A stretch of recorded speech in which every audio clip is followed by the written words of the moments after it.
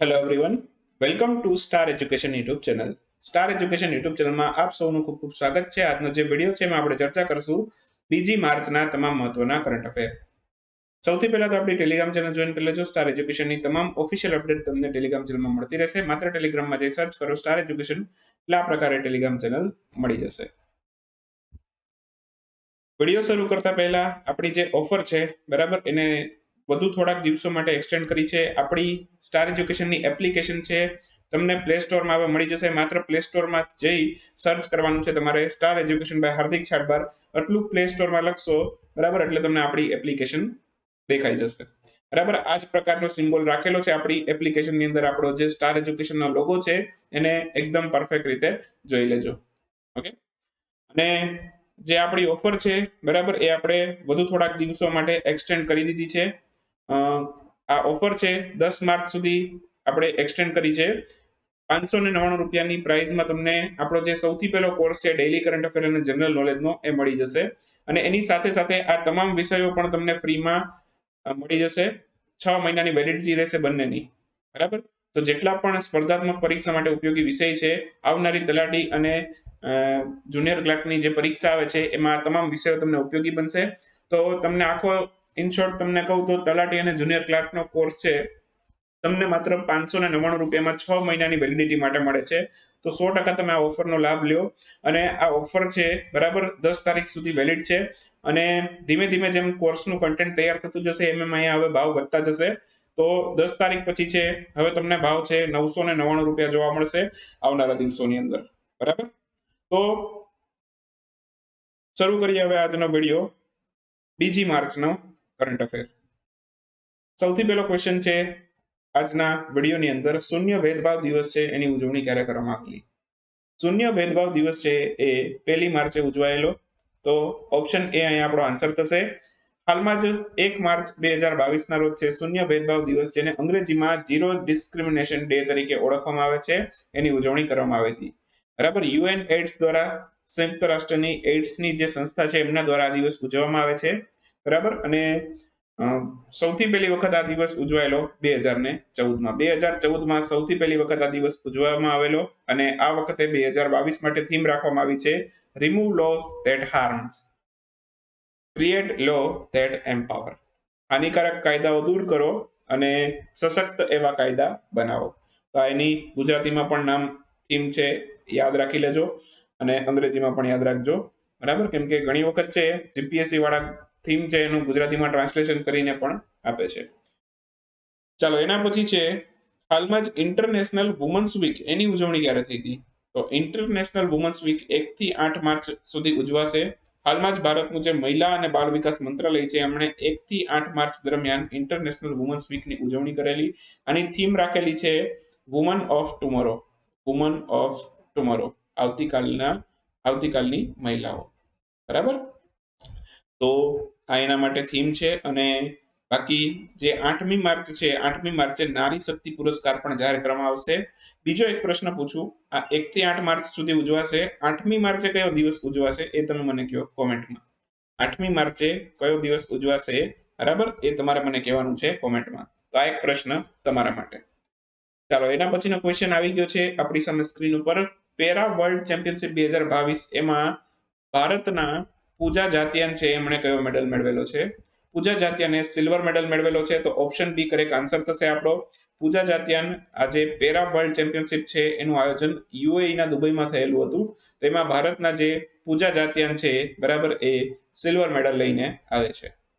બરાબર, અને આ પ્રકારે પેરા વર્લ્ડ ચેમ્પિયનશિપની અંદર છે સિલ્વર મેડલ મેળવનાર સૌથી પહેલા ભારતીય ખેલાડી પણ એ બને છે. તો ખાસ યાદ રાખજો, સૌથી પહેલા ભારતીય મહિલા ખેલાડી છે એટલે આપણે યાદ રાખશું. તાજેતરમાં કયા દેશે વિશ્વના સૌથી મોટા એરોપ્લેન છે એને તોડી પાડ્યો હતો, તેનો નાશ કર્યો છે? સૌથી મોટું વિશ્વનું એરોપ્લેન હાલમાં રશિયાએ એનો નાશ કરી દીધો. યુક્રેન ઉપર એટેક કર્યો અને 27મી ફેબ્રુઆરીએ આ એરોપ્લેન છે બરાબર, યુક્રેને તોડી પાડ્યું, નાશ કરી નાખ્યો. આ સૌથી મોટું એરોપ્લેન હતું, વિશ્વનું સૌથી મોટું એરોપ્લેન હતું. $3 બિલિયન જેટલો ખર્ચ થયેલો હતો. બરાબર, રશિયા છે એને યુક્રેન પર 24મી ફેબ્રુઆરીના રોજ યુદ્ધ જાહેર કર્યું. હાલમાં પણ જે આ યુદ્ધ છે બરાબર એ થમવાનું નામ નથી લેતું. દિવસે ને દિવસે છે આ યુદ્ધ છે વધુ ઘાતક થતું જાય છે. બાકી આ જે પ્લેન તોડી પાડ્યું બરાબર એનું નામ શું હતું? નામ યાદ રાખજો, યુક્રેન એન્ટોનોવ 225 કાર્ગો પ્લેન, એવા નામથી આ પ્લેન ઓળખાતું હતું. અને બાકી છે AN-225 મેરિયા નામથી પણ આ પ્લેન ઓળખાય છે. તો બંને નામ યાદ રાખજો. મોટે ભાગે કદાચ એક્ઝામની અંદર આ ટૂંકું નામ છે ને એ જ જોવા મળશે, AN-225 મેરિયા, બરાબર. અને રશિયા છે બરાબર, એણે આજે યુક્રેનનું જે વિમાન છે એનો નાશ કર્યો. એ કયા એરપોર્ટ ખાતે કર્યો? આ જે વિમાન છે બરાબર એ યુક્રેનના હોસ્ટોમેલ નામનું એરપોર્ટ છે ત્યાં હતું, અને ત્યાં રશિયાએ છે બરાબર આ વિમાનનો નાશ કરી નાખ્યો. બરાબર, $3 બિલિયન જેટલો ખર્ચો થયેલો હતો અને હાલમાં છે હવે આનો નાશ થઈ ગયો છે. તાજેતરમાં આંતરરાષ્ટ્રીય ઓલિમ્પિક કમિટીએ નીચેનામાંથી કયા દેશના રાષ્ટ્રપતિ છે એને આપેલો ઓલિમ્પિક ઓર્ડર એવોર્ડ છે એ છીનવી લીધું છે? તો આંતરરાષ્ટ્રીય ઓલિમ્પિક કમિટી છે બરાબર, એમણે જે ઓલિમ્પિક ઓર્ડર એવોર્ડ છે આપેલો હતો રશિયાના રાષ્ટ્રપતિને, એ હવે ફરી પાછો છીનવી લીધો છે એમની પાસેથી. યુક્રેન ઉપર એટેક કરવાના મુદ્દા ઉપર એમણે આ એવોર્ડ પાછો છીનવી લીધો. તો ઓપ્શન એ આપણો આન્સર થશે. રશિયાના રાષ્ટ્રપતિને આ એવોર્ડ મળેલો હતો અને આ એવોર્ડ છે બરાબર વ્લાદિમીર પુતિનને આપવામાં આવેલો હતો, અને આ એવોર્ડ છે એને પાછો લઈ લીધો છે. ઓલિમ્પિક ઓર્ડર એવોર્ડ નામ છે એનું. અને યુક્રેન ઉપર આક્રમણ કરવાના કિસ્સાને લઈને આજે ઇન્ટરનેશનલ ઓલિમ્પિક કમિટી છે બરાબર, એમણે આ ઓર્ડર પાછો લઈ લીધો છે, આ એવોર્ડ પાછો લઈ લીધો છે બરાબર. તો રશિયા છે, આની સાથે સાથે બીજા પણ ઘણા બધા સેન્કશન છે રશિયા ઉપર લાગેલા છે. દિવસે ને દિવસે રશિયા ઉપર સેન્કશન છે વધતા જાય છે. આંતરરાષ્ટ્રીય જે યુરોપિયન સંઘ છે બરાબર એ એના ઉપર વધુ ને વધુ પ્રતિબંધ લગાડતું જાય છે. સાથે સાથે અમેરિકા પણ વધુ ને વધુ પ્રતિબંધ લગાવવાના પ્રયત્નો કરી રહ્યું છે.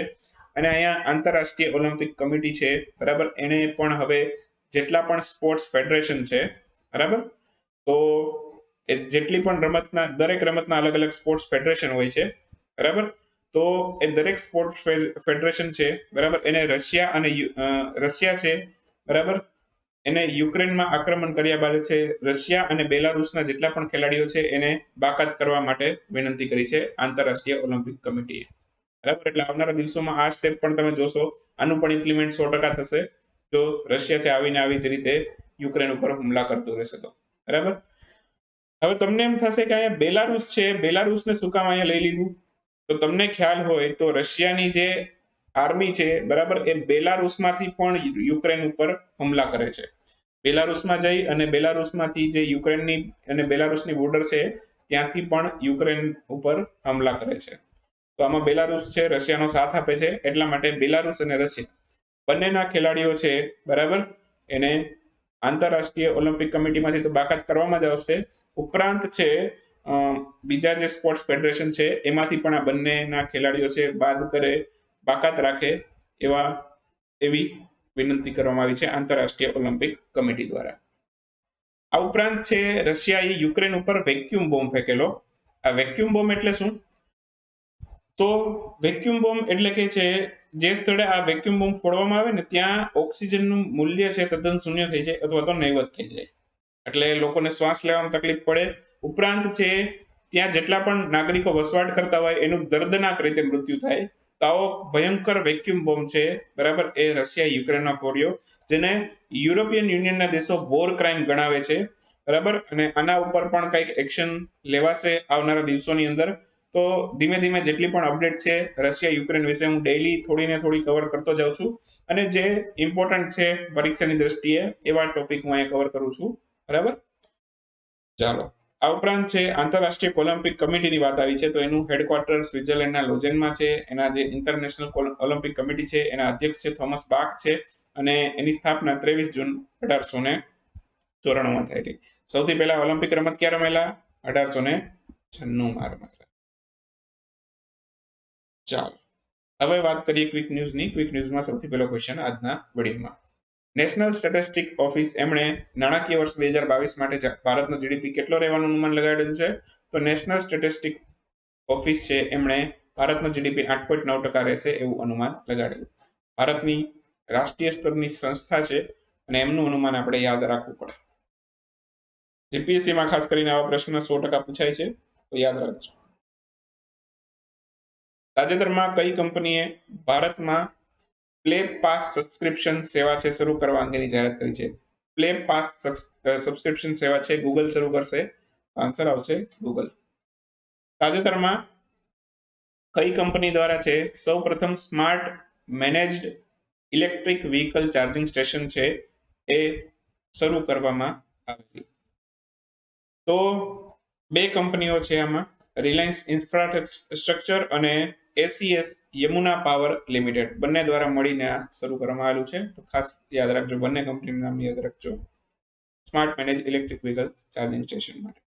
તાજેતરમાં બેંક ઓફ મહારાષ્ટ્ર એમણે કયા રાજ્યમાં પ્રોજેક્ટ બેંક સખી શરૂ કર્યું છે?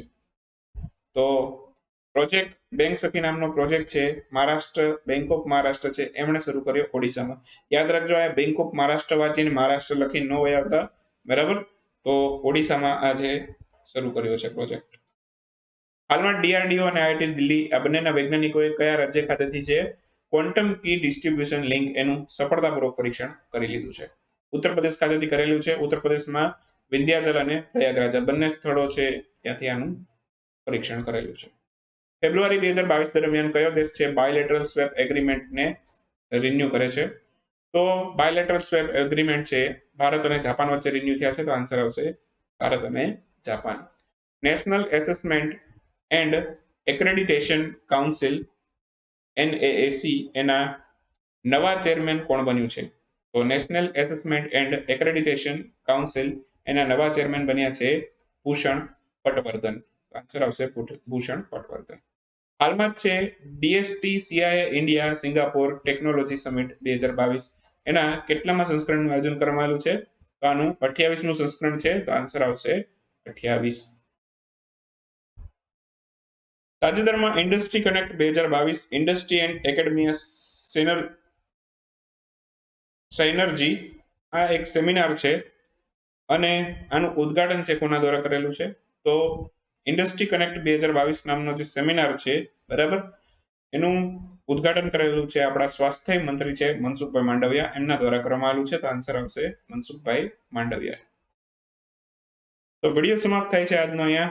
મળશું આવતીકાલે નવા કરંટ અફેર સાથે. ત્યાં સુધી રજા લેશું. આવજો, બાય બાય, ગુડ નાઇટ, શુભરાત્રી.